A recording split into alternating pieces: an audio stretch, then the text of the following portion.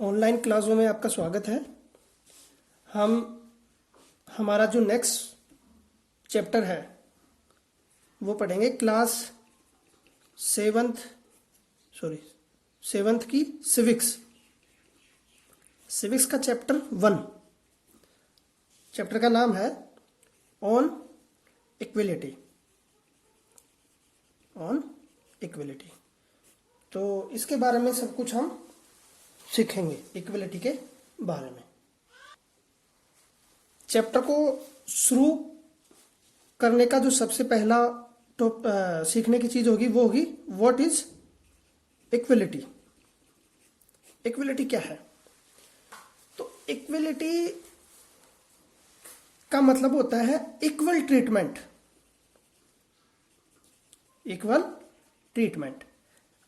अब देखो, जैसे किसी भी सोसाइटी में, किसी भी कंट्री में, किसी भी समाज में यदि लोगों के साथ एक व्यक्ति से और दूसरे व्यक्ति में कंपेयर करें या उनको हम अनइक्वल ट्रीट करें तो वो होगा अनइक्वलिटी। इक्वलिटी के दौरान होता क्या है कि हम किसी भी व्यक्ति के साथ कास्ट, जेंडर,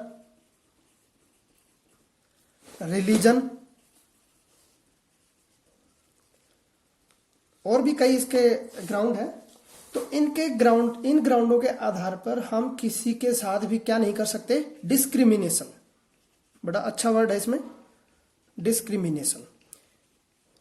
तो इक्वलिटी के दौरान ये एंश्योर किया जाता है कि इन सब आधारों के बेस पर हम किसी भी आदमी के साथ क्या नहीं कर सकते? इल ट्रीटमेंट नहीं कर सकते,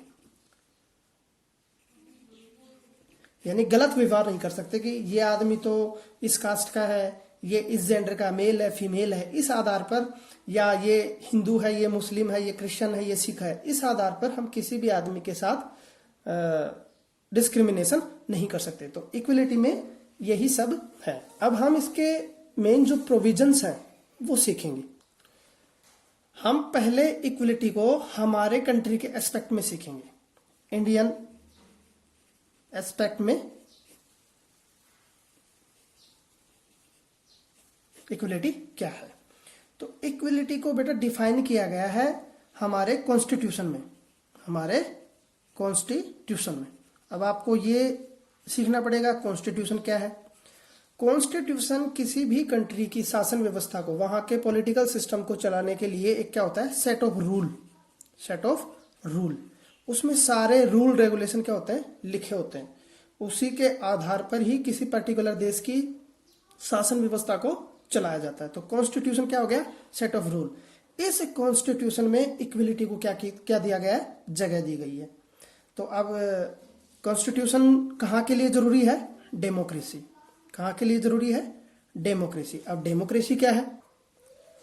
डेमोक्रेसी होती है बेटा, डेमोक्रेसी एक पॉलिटिकल सिस्टम होता है। डेमोक्रेसी में होता क्या है? जैसे पॉलिटिकल सिस्टम कई होते हैं, उससे पहले मैं ये बता देता हूं। डेमोक्रेसी हो गई, मोनार्की हो गई।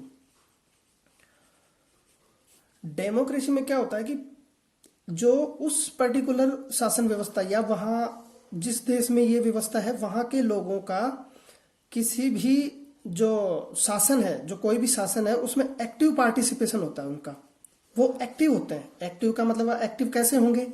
एक्टिव ऐसे होंगे कि इन लोगों को क्या होगा? वोट का राइट होगा, यानी ये वोटिंग करके सरकार बनाएंगे या रिप्रेजेंटेटिव चुनेंगे, वो जाकर क्या करेंगे? सरकार बनाएंगे। तो हो गया एक्टिव रोल इनका, पीपल्स का।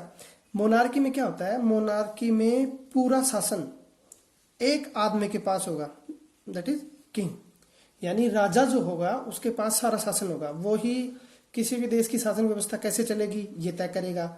लोगों का किसी प्रकार का कोई रोल नहीं होगा। किसमें? पॉलिसी निर्धारण में, पॉलिसी बनाने में, लॉ बनाने में। तो इन सबको बनाने में लोगों का कोई रोल नहीं होगा। तो ये शासन अच्छा हुआ कि ये शासन क्या होता है? अच्छा होता है, डेमोक्रेसी। और हमारे यहाँ भी क्या है? डेमोक्रेसी। और डेमोक्रेसी के लिए क्या चाहिए? कॉन्स्टिट्यूशन। क्योंकि कॉन्स्टिट्यूशन में यह लिखा होता है कि किसी भी पर्टिकुलर देश की शासन व्यवस्था कैसे चलेगी, उसके लिए डिफाइंड रूल क्या होंगे, किस आधार पर गवर्नमेंट पॉलिसी बनाएगी। तो ये सब चीजें किसमें लिखी होती हैं? कॉन्स्टिट्यूशन में। चलो अब कॉन्स्टिट्यूशन से हम इंडियन कॉन्स्टिट्यूशन पे आते हैं। इंडिया का कॉन्स्टिट्यूशन जो लागू हुआ था वो हुआ था 26 जनवरी 1950 को। इंडिया का जो संविधान लागू हुआ था वो 26 जनवरी 1950 को लागू हुआ था। अब जो संविधान लागू हुआ था तो हम ये भी थोड़ा सा इसमें सीख लेते हैं कि इंडियन जो कॉन्स्टिट्यूशन है उसमें मेजर, वैसे तो बहुत लोगों का कंट्रीब्यूशन था, लेकिन मेजर कंट्रीब्यूशन जो था वो था B.R. अम्बेडकर।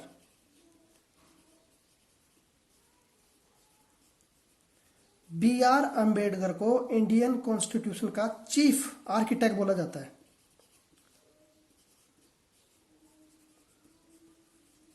चीफ आर्किटेक्ट मतलब ये ड्राफ्टिंग कमेटी के चेयरमैन थे और इन्होंने ही संविधान का प्रारूप बनाया था, इसीलिए इनको क्या बोला जाता है, चीफ आर्किटेक्ट। देखो कितनी चीजें मैंने आपको बताई, कॉन्स्टिट्यूशन बताया, डेमोक्रेसी बताई, इक्वलिटी बताई, मोनार्की बताई और कॉन्स्टिट्यूशन। फिर कॉन्स्टिट्यूशन हमने शिफ्ट किया कि कब लागू हुआ, कैसे हुआ और किसका इसमें ज्यादा रोल था। हम डिटेल में आगे की क्लासों में इनको सीखेंगे, अभी आपके लिए इतना ही है।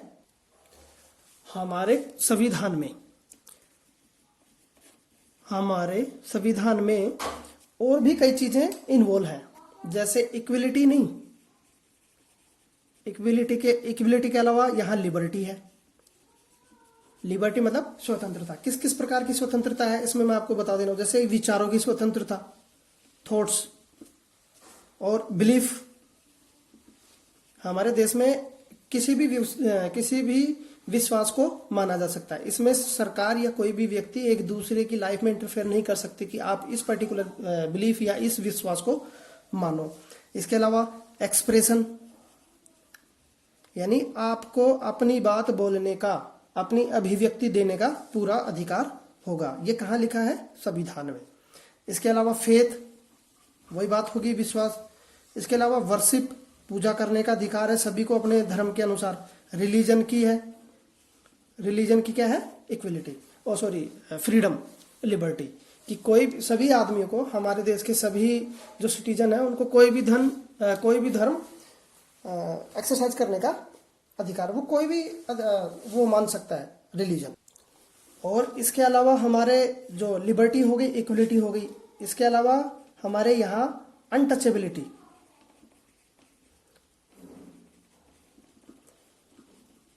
अनटचेबिलिटी को क्या किया गया, अबोलिश किया गया। यानी अनटचेबिलिटी यहाँ किसी भी आधार पर लागू नहीं होगी। अनटचेबिलिटी यदि होगी तो वो गैर कानूनी होगा। ये कहाँ लिखा गया है, संविधान में। तो ये कुछ बेसिक प्रोविजंस है हमारे संविधान में। अनटचेबिलिटी क्या होती है कि पहले जब कॉलोनियल एरा था, कॉलोनियल एरा मैंने आपको बताया था, कॉलोनी का एरा था जब हमारे देश में ब्रिटिशर्स का रूल था, तो उसको बोला जाएगा कॉलोनियल एरा। तो कॉलोनियल एरा या इससे पहले हमारे यहाँ सो कॉल्ड अपर क्लास जो थी, अपर कास्ट,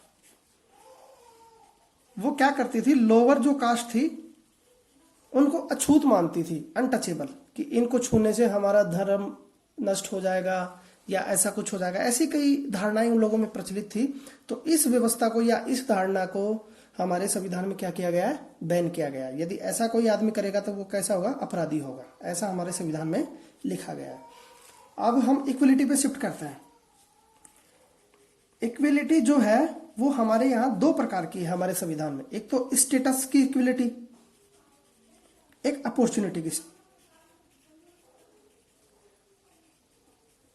अब ये इक्विलिटी और अपॉर्चुनिटी क्या है, इसको हम डिटेल में सीखेंगे। अब इक्विलिटी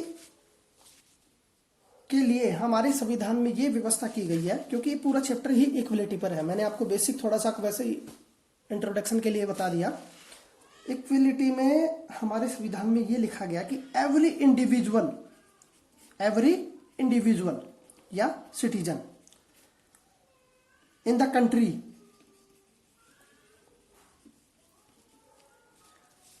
वो चाहे मेल हो फीमेल हो, मेल और फीमेल, किसी भी कास्ट से हो, कोई भी कास्ट हो इनकी, कोई भी रिलीजन हो, ट्राइब्स हों,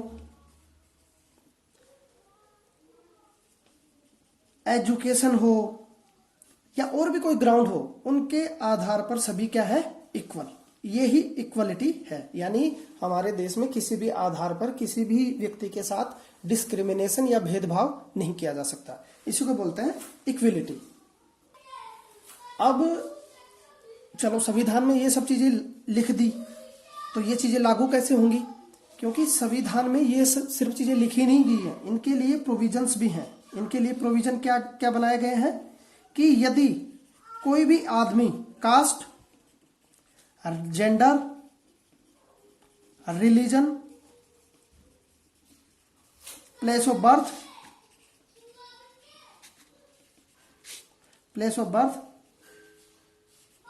कलर इत्यादि, इनके आधार पर यदि किसी भी आदमी के साथ भेदभाव करता है तो वो क्या होगा, दंड का भागीदारी होगा। और उसको किस प्रकार से दंड मिलेगा, ये हमारे संविधान निर्माताओं ने अलग अलग प्रोविजंस कर रखे हैं। तो अब ये जो हमने सब चीजें पढ़ी, ये हमारे संविधान के किस आर्टिकल में आती हैं? क्योंकि हमारे संविधान में तो आपको पता होगा, इनिशियली जब हमारा संविधान बना तो उसमें 395 आर्टिकल थे। कितने? 395 आर्टिकल, एक प्रियम्बल और 22 पार्ट में ये क्या था, डिवाइडेड था, 22 पार्ट। आज की हम बात करें तो ऑलमोस्ट इसमें 495 आर्टिकल हो गए, प्रियम्बल एक ही है और पार्ट 25 हो गए, 25 हो गए। तो ये इसमें चेंज भी हो गया क्योंकि 1950 से और आज हम कहाँ हैं, 2020 में। तो ये तो चेंज होना स्वाभाविक है क्योंकि इसमें नए नए प्रोविजंस इसमें जुड़ रहे हैं। तो इंपोर्टेंट प्रोविजंस हम देखेंगे हमारी इक्विलिटी से रिलेटेड। हमारे संविधान में जो इंपोर्टेंट आर्टिकल रखे गए हैं वो रखे गए हैं आर्टिकल 14 से आर्टिकल 18। ये सारे आर्टिकल मैं आपको बताता हूं। सबसे पहले आर्टिकल 14 है, इसमें लिखा है कि इक्वल बिफोर लॉ। इसका मतलब ये हो गया कि कानून की नजर में सभी व्यक्ति, चाहे वो अमीर हो, गरीब हो, बड़ा हो, छोटा हो, सरकारी कर्मचारी हो, प्राइवेट काम करने वाला आदमी हो, कोई भी हो, किसान हो, वो सब क्या होंगे, इक्वल। यानी संविधान में ये बात स्पेशल दी गई है कि कोई भी आदमी इस आधार पर डिस्क्रिमिनेट नहीं किया जा सकता कि वो क्या काम करता है, किस जाति का है या किस पद पर है। तो इन सब आधारों पर उनके साथ डिस्क्रिमिनेशन नहीं किया जा सकता। यानी जो नियम कानून कायदे राष्ट्रपति के लिए होंगे, प्रेसिडेंट के लिए होंगे, वो ही ऑर्डिनरी मैन के लिए भी होंगे। ठीक हो गया। अब अगला देखेंगे हम आर्टिकल 15। आर्टिकल 15 में स्पष्ट लिखा गया है कि कोई भी आदमी, जो मैं आपको बार बार बता रहा हूं कि कोई भी स्टेट यहां मतलब गवर्नमेंट, अब स्टेट में गवर्नमेंट के द्वारा संचालित कोई भी इंस्टीट्यूशन हो सकते हैं, जैसे बैंक हो गया, स्कूल्स हो गई, या बड़े बड़े और कोई सरकारी ऑफिस हो गई। वहां पर लोगों के साथ जो मैंने आपको ग्राउंड बताए, caste, gender, religion, place of birth, colour, इनके आधार पर डिस्क्रिमिनेशन नहीं किया जा सकता। ये कहां लिखा है, हमारे आर्टिकल 15 में। अब हम करेंगे आर्टिकल 16 में, क्योंकि हमारे यहाँ इक्वलिटी दी गई है लेकिन कुछ सेक्शन हमारे यहाँ क्या है, डिसएडवांटेज सेक्शन है। डिसएडवांटेज मतलब जो बहुत ही पिछड़े हुए हैं, उनके लिए स्पेशल प्रोविजन इसमें किया जा सकता है। मतलब अपॉर्चुनिटी दी गई है उन लोगों को,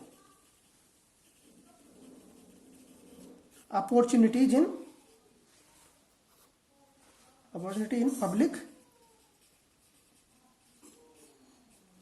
यानी पब्लिक या सार्वजनिक जितने भी काम होंगे उनमें अपॉर्चुनिटी की व्यवस्था की गई है। क्यों की गई है? क्योंकि कुछ लोग इतने डिसएडवांटेज हैं ताकि उनको स्पेशल अपॉर्चुनिटी देकर बराबर किया जा सके। तो ये आर्टिकल 16 में था। आर्टिकल 17 में लिखा है अबोलिशन ऑफ अनटचेबिलिटी। जो मैंने अभी आपको बताया कि कुछ सेक्शन, कुछ अपर क्लास के लोग जो थे वो पहले हमारे पास्ट में क्या करते थे, लोअर क्लास के जो लोग होते थे उनको नीचा समझते थे जाति के आधार पर, तो उसको क्या किया गया है, पूरी तरह बैन किया गया है। तो ये कुछ एक आर्टिकल 18 है जो आपके काम का नहीं है, उसमें जितने भी उपाधियां हैं उनको अबोलिश किया गया है। तो अभी आपके लिए इतना है, आर्टिकल 14, 15 और 16 और 17 इनमें विभिन्न प्रकार की इक्वलिटी के लिए प्रोविजंस दिए गए। तो इस पार्ट में इतना ही, बाकी इससे आगे हम आपके अगले पार्ट में देखेंगे। धन्यवाद।